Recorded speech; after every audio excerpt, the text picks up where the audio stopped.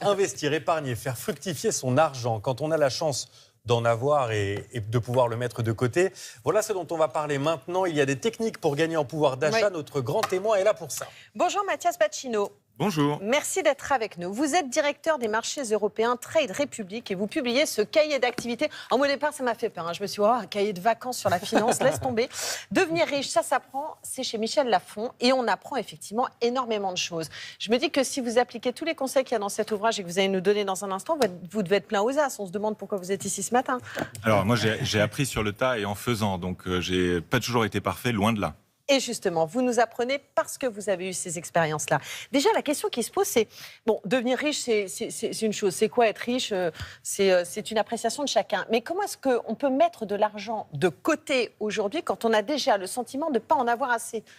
Alors, il y a des leviers sur lesquels on peut agir au quotidien et dans la durée pour améliorer sa situation. On comprend que pour beaucoup de gens en France, malheureusement, la situation ne soit pas très positive, puisque les dépenses contraintes, c'est-à-dire ce qui est... C'est quoi les dépenses contraintes ? C'est ce qu'on est obligé de dépenser, c'est-à-dire son loyer, sa nourriture, vraiment les éléments de base de sa vie. Et les dépenses contraintes sont passées d'à peu près 13% à quasiment 30% du budget global. Donc il y a entre autres une explosion des prix des loyers qui explique que pour les petits salaires dans les grandes villes, ce soit très difficile. La bonne nouvelle, c'est que même en mettant 10 euros, 20 euros, 50 euros par mois de côté, on a un impact à moyen terme qui est considérable. Donc il ne faut pas attendre d'être riche pour bien s'occuper de son argent.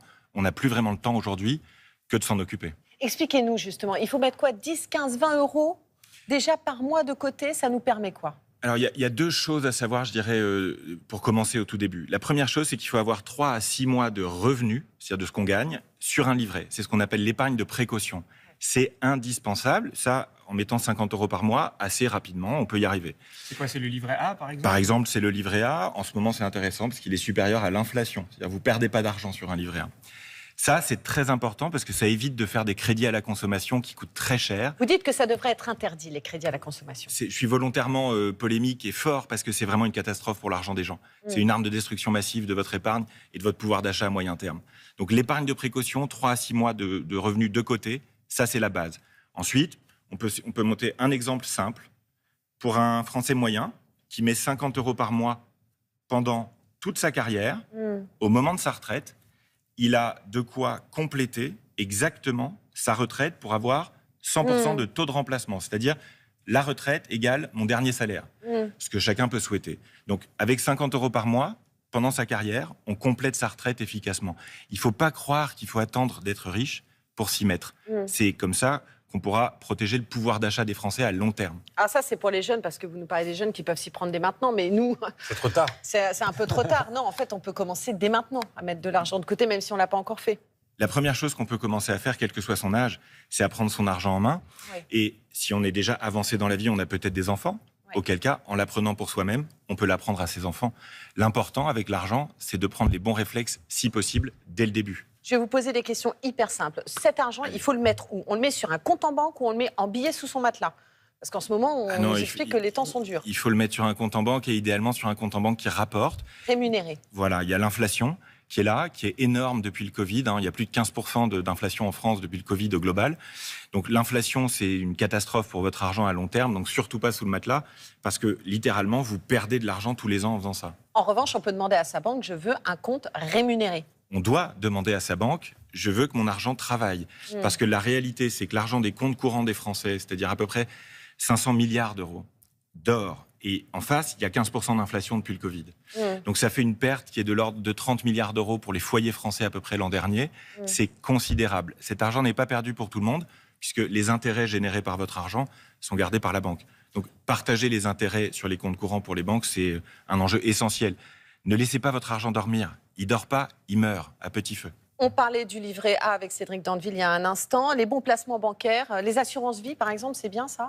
Alors, il faut faire la différence entre ce qui n'a aucun risque, c'est-à-dire une épargne, un placement, il n'y a aucun risque, l'argent ne peut pas disparaître. Et là, on peut espérer faire 1, 2, 3%, c'est-à-dire très peu. C'est bien pour l'épargne de précaution. C'est le livret A, historiquement. C'est l'assurance vie, le fonds en euros, historiquement.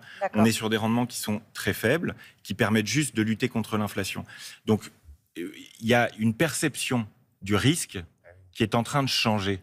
Les gens, avant, en France, avec beaucoup de croissance, avec du pouvoir d'achat, voulaient protéger Les jeunes d'aujourd'hui, c'est la génération de transition. Ils savent qu'ils doivent améliorer. On risque de tout perdre. Exactement, parce que quand on investit efficacement, on ne perd pas tout. C'est ça la différence. Faire la différence entre spéculer, qui est très risqué, et investir à long terme comme une bonne mère de famille.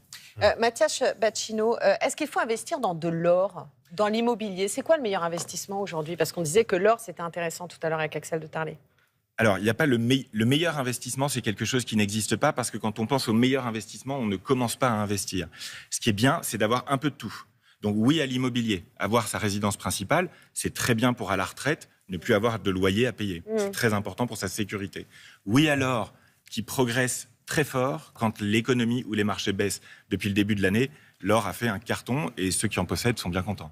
Qu'est-ce qu'il faut surtout ne pas faire, ne jamais faire? Dépenser plus que ce que l'on gagne, c'est le point de départ d'un cercle vicieux catastrophique. C'est valable pour sa santé, c'est valable pour plein d'aspects de sa vie. Laisser son argent dormir à l'heure actuelle, on ne peut plus se le permettre. L'autre chose qu'on ne peut plus se permettre, c'est de payer des frais trop élevés. 90 milliards d'euros de frais sur l'épargne des gens en France l'an dernier.